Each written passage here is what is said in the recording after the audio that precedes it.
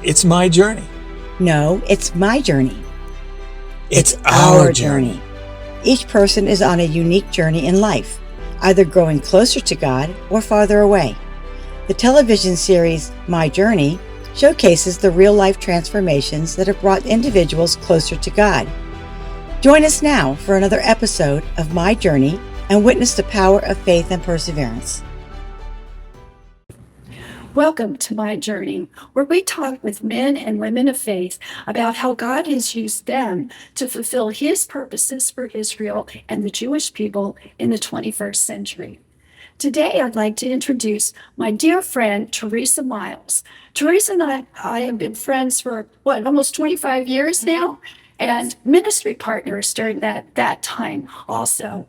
And I'm happy to have you here today, Theresa. I'm excited because your journey actually overlaps my journey, at least for the last 2 decades, right? Right. So that's kind of, that of course is interesting to me and hopefully to others. But you know, what's also, I think the audience would find interesting is that even though we've overlapped over the last 25 years in this ministry work that we've been doing to bless Israel and the Jewish people, our journeys didn't start off in the same place, did they? We started in very different places. They're different at different times in our life. And exactly. So yours goes back way far, like much further than mine ever did. So maybe you could start by telling us what your story is and where your journey began. Sure. I was raised in New York, and where I lived was a dynamics of you were either Catholic or you were Jewish. That's just the way it was. And so I was in school with all my Catholic and Jewish friends and everything, but, we loved each other. We didn't see any differences in our lives. We were in and out of each other's houses, playing, celebrating. Just like kids would do. Just like kids would do. So one day, I'm 7 years old, and I'm in the cafeteria. And this man just comes up to all of us at the table, and he says to me, "Are you a Christian or are you a Jew?" And I just didn't know. Because I was never told Christian. That word wasn't used as much as Catholic when I was growing up. Okay. So I leaned over to my best friend, Abby Jo Margulies, and I thought, whatever she is, certainly I'm just what she is, okay? And let me guess. She wasn't Catholic. She wasn't Catholic. So I said, "Abby, what are we?" And she said, "Jewish." So I turned to him and I said, "I'm Jewish." And he just looked at me and he walked away. And I never understood who that man was, why he would ask a 7-year-old that question, but it stuck with me for my whole life. And it started me thinking, what's going on? Is there a difference? What am I? And I started asking my family, what's this Christian, Jewish, Catholic thing? Right. And people didn't really have much answers for me. No, I imagine they probably didn't. They really didn't. I mean, so you were just being kids, right? Just being kids. Whatever, like the neighbors did, you would. Yes, and at houses, if they were doing Sabbath, we would sit there together, and then we'd run out and play. If we were celebrating something, they would come to our house. So we loved each other. And that's just the whole dynamic of where I grew up. So I didn't grow up with any kind of anti-Semitism or anything like that. It's very different than my beginnings, because with mine, I grew up in Southern Indiana and I don't think I knew a Jewish person till I maybe past high school. And if there were Jewish people, it wasn't on my radar. And so I just never thought about it. I didn't think about it negatively or anything. I just didn't think about it at all. But even as a kid, did you get curious then about some of that? Absolutely. Ask anybody? I would ask questions. I asked my parents. I actually was training to be a dancer my whole life. So when I was young, everyone in the dance studio was Jewish. They were Catholic. And I was starting to look at my Jewish friends and wonder what makes them different. And I just couldn't tell. So I'd come home and I would grab the Bible, our Catholic Bible, I'd open it up and I'd ask my parents, "What does this mean?" Or "Why don't we read this?" And so on. And "We're only reading this part of the Bible. I don't understand." And they didn't have answers. I'd ask the priest. He didn't have answers. I'd ask so many people and nobody had answers. So I didn't have anyone to educate me. And I kept asking God, "What are you trying to tell me?" Wow. So I know that God continued to tug at your heart, so to speak, as you were getting older. So you can fast forward a little bit. I think Like in my 20s. like in your 20s. Yeah, in my 20s, I was going to Calvary Chapel in Merritt Island, and on the back table, there was information about a tour to Israel. And I thought, oh, I feel like I'm supposed to go on this. But I was afraid. Basically, I'm a timid person. I'm shy. I've grown up and I'm more outspoken, but very timid. But I kept feeling God saying, Israel, go to Israel. And the pastor had a menorah behind the pulpit on the table. And I'm trying to put regularly, it's still there now. Okay. And so I'm trying to put the pieces together. And I really couldn't, but I didn't go on that trip. I wasn't ready. I just wasn't ready. All right. But you continued to be pulled, and God, Yes, there were more clues. little clues, right? Right. He wasn't doing that to me at the time. Yeah, and no, and this was early. I'm talking the 80s now. Okay, and now I get married, and I'm about to have my first baby, and I said I have to know what's going on. So I asked to go to a Jewish bookstore. There wasn't one here, so we went to Orlando, and I got some books, and I got a Seder plate, and I sat down, and I said, I'm going to educate myself. I have to know. But you couldn't go on the internet at that time. No, right? no internet. Right. No So cell you phones. had to go to a bookstore. And I treasure my books even to this day. I have those Oh, books I do too. in my Seder. Because even when my journey started a little bit later, when we met up, there still wasn't a big internet presence for this information that we were trying to No. find and seek. And I didn't know people that were even looking towards these things yet. And so what I found out later on is other people were starting to be called home. God was whistling. He was calling. He was calling. He was calling. It was a God thing. It was God thing. Right. And I always love that story about you with your oldest son. With the baby? Okay. So first what happened was another clue. I'm at a thrift store, and underneath this big pile of clothes in cocoa, we don't have many Jewish people in this area, I find a menorah that I still have, and it said Jerusalem on it. And I said, this is for me. I know. Okay, it's another clue. What are you telling me, Lord? I don't get it. So I have my baby, Brandon. He's 6 months old. I say, I'm going to go to a synagogue. So there was a synagogue on Merritt Island. It's no longer a synagogue. And I go down there, and I open the door. There's nobody around. So I walk in because I thought somebody's going to be able to tell me. Nobody.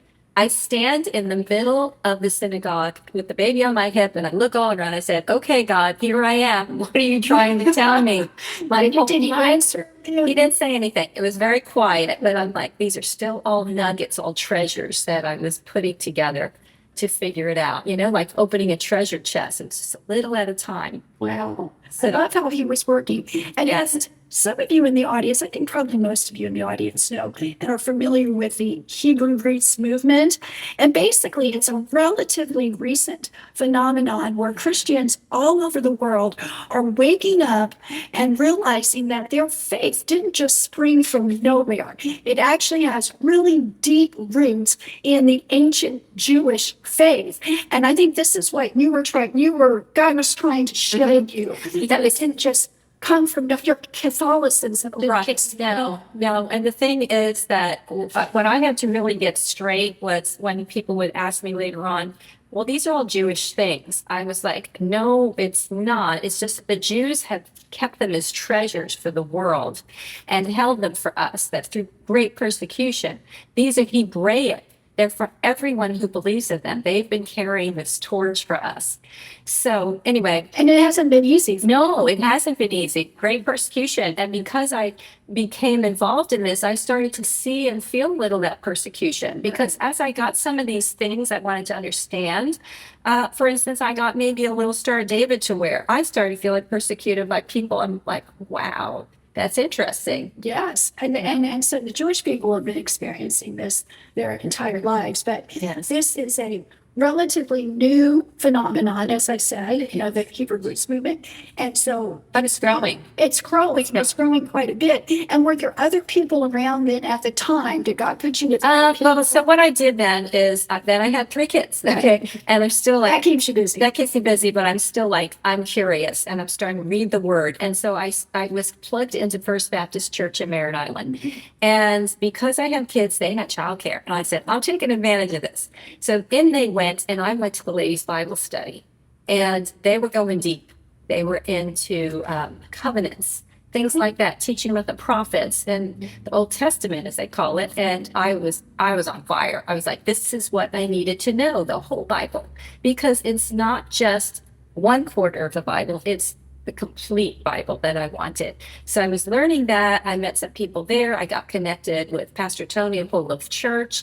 And I remember Pastor he was Tony. great. And he was learning and teaching, and had teachers there too on the Hebrew roots. And so this was happening in our little corner of the world, right? Yeah. But it was happening all over the world. It was. It was happening all over, but I would say we had a huge glory cloud around here, and people were being drawn to this area. There does seem to be quite a few people in this area, even back in that time, as that was getting close to when you and I were going to meet up eventually. Right. But this was happening for you even while you were at the local Southern Baptist Church. Oh, right? yes. Yeah, it was happening for me, but I wouldn't say it was happening for other people.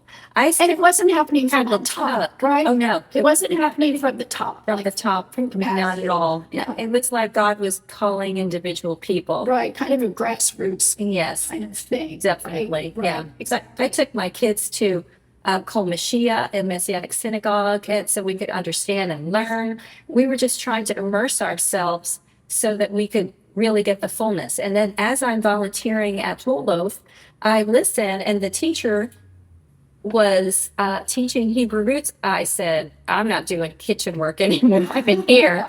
So I sat in there. That was 1998.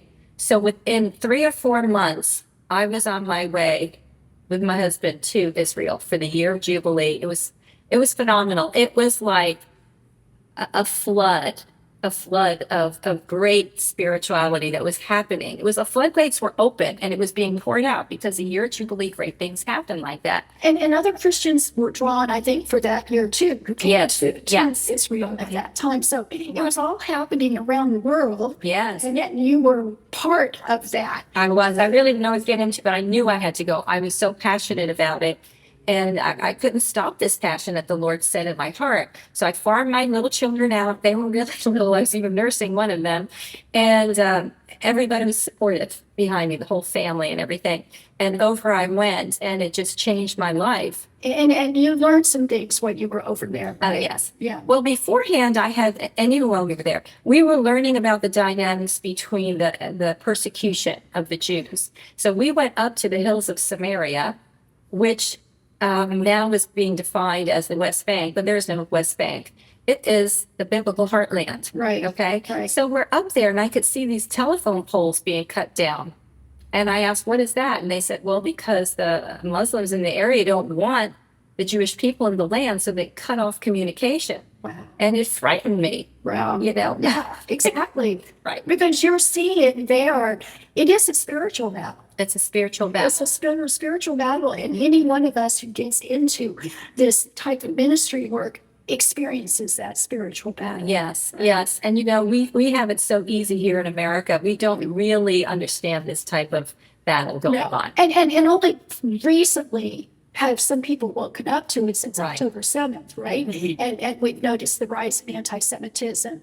But that was starting even back then. And most people were not aware of that at that time. But now, unfortunately, we are, and especially since 9/11. Since 9/11. Right? Yes. So join us in just a moment as we finish walking Theresa's journey with her. Do you stand with Israel? Now is the time to show how much you care. Now is the time to take a stand. I'm Gary Cristofero, Vice President of Ezra International. This is a battle between good and evil. Ezra International and our sister organization, Ministry to Israel, are on the ground in Israel supporting the IDF and helping the Jewish people in their great hour of need.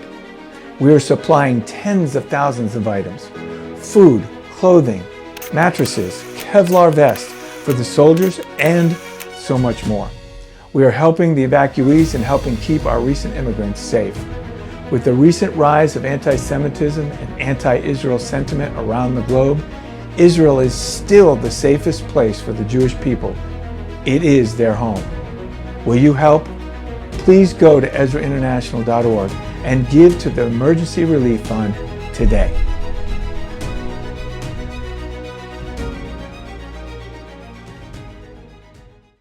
Welcome back. Now, Theresa, you were talking about being in Israel. Okay, this was 1998, and then you come back after that, right? I came back passionate. I started to get involved, and I started a ministry. And the ministry started growing so much. It was at Whole of Church. Pastor Tony said, "This is too big. I bless you out. Go back to First Baptist." So I brought it there, and it just... And this was a dance ministry. It was a dance ministry, yes. And it was teaching the Hebrew roots of our faith. Through the dance, yes. Right? And that's where I came into the picture. And I literally came in the week after 9/11. Right. Right? Because we were talking about it. I remember the first time. And I came in because I wanted to dance. Right. And my daughter wanted to dance, who was only 5. And this was a place where we both could do it, because we had little kids on the team too. Right. They had their own little team. And so we come in, and I wanted to dance. And I remember at the time, you kept talking about Israel. And I was like, why is she talking about Israel?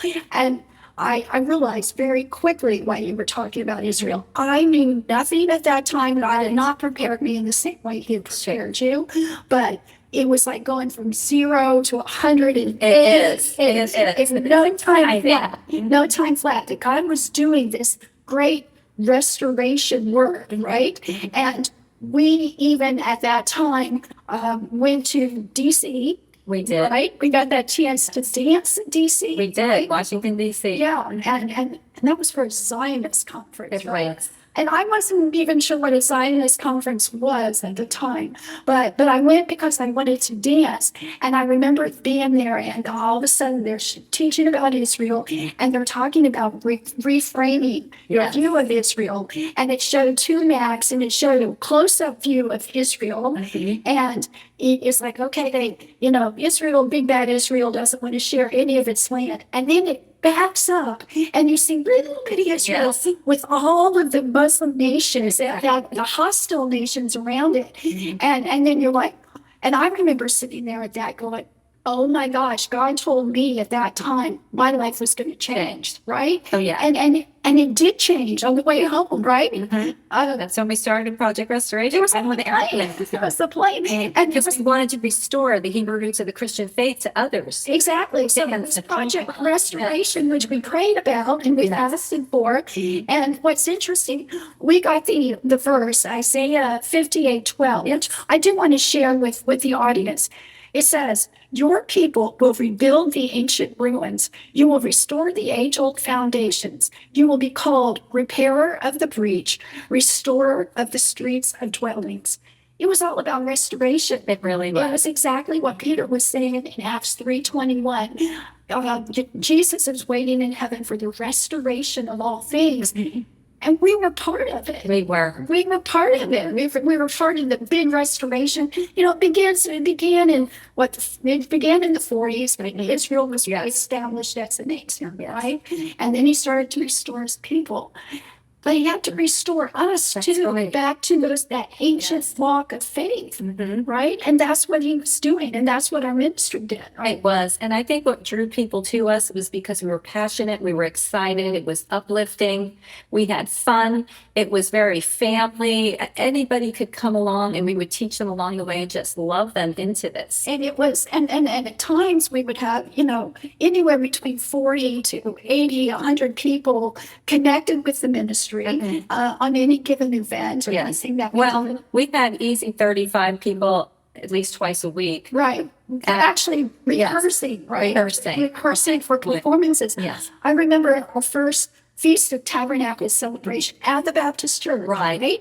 And, leadership wasn't that interested. No, they weren't. And it was, again, like I said, I was timid. So, I have to say that even if you're timid, if you feel a call in your life by the Lord, you still just kind of push through. It's like a rock. You want to just gently tip at the rock, chip at it. You just can't be, those are hitting it hard. And I think that was why we were extended, so much grace there, because we were graceful. Yeah, And and you have to be when you this have to happens. be. You have to be, especially if you're changing somebody's paradigm of what they believe because they've been missing all these pieces. Exactly. You know, so And they don't know that they're missing. they don't know. And nobody wants to be told that. Nobody Right. wants to think they're wrong about anything.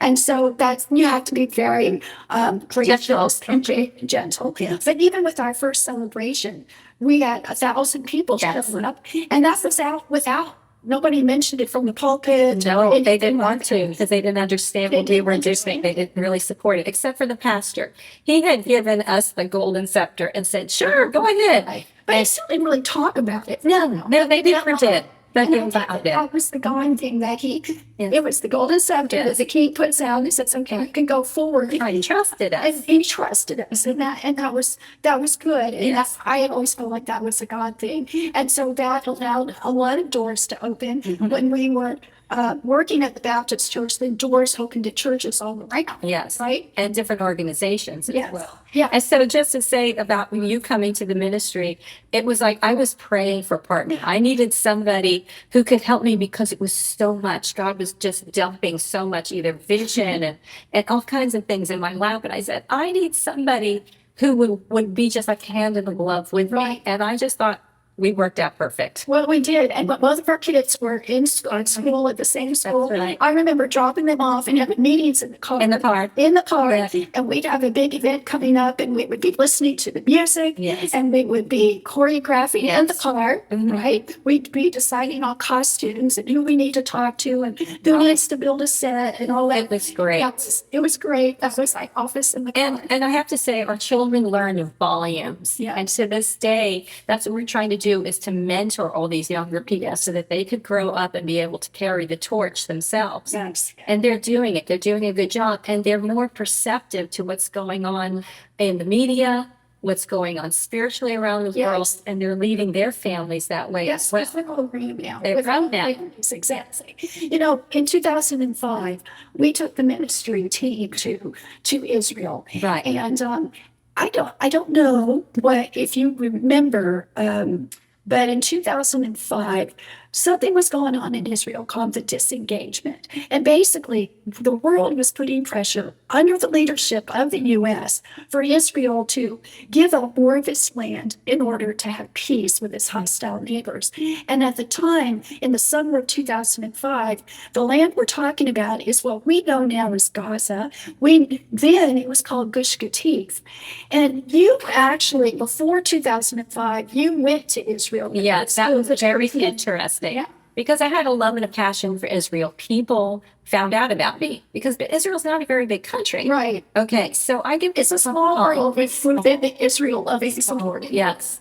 And so I get this call from Gaza from a man named Dror Benanu, and I'm on the way trying to evacuate from a hurricane, and he says, I hear you love Israel. Can you come see us and save us and tell America? And I'm like, a housewife? Tell all of America? Okay, wait, when I get back, okay? And so I knew I had to go. So I did go to Gaza. I had military escorts in front and behind me because of the danger, but I still felt called. And when you're called, you just go. You feel protected. And I did go to Gush Katif, and it was absolutely beautiful because wherever the Jews are, the land and the people, they make the desert bloom.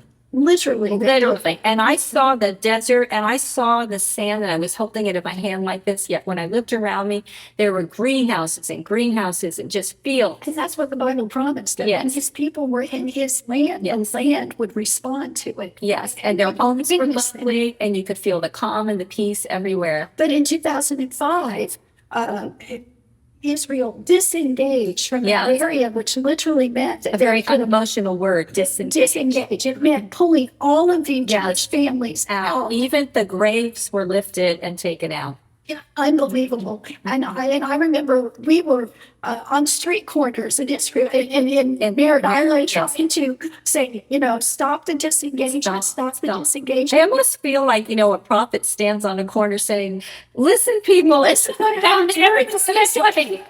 What are you talking about? Yeah, but the thing is, now when October 7th happened, I was like, remember when we're standing on the street corners and we're trying to tell people, don't do this. Exactly. Because you allowed all those people to be there, create a hotbed. Yeah, A virus. a fight. To dig tunnels. A mosque and immediately, right? And then all the rockets start going toward Israel. Yes.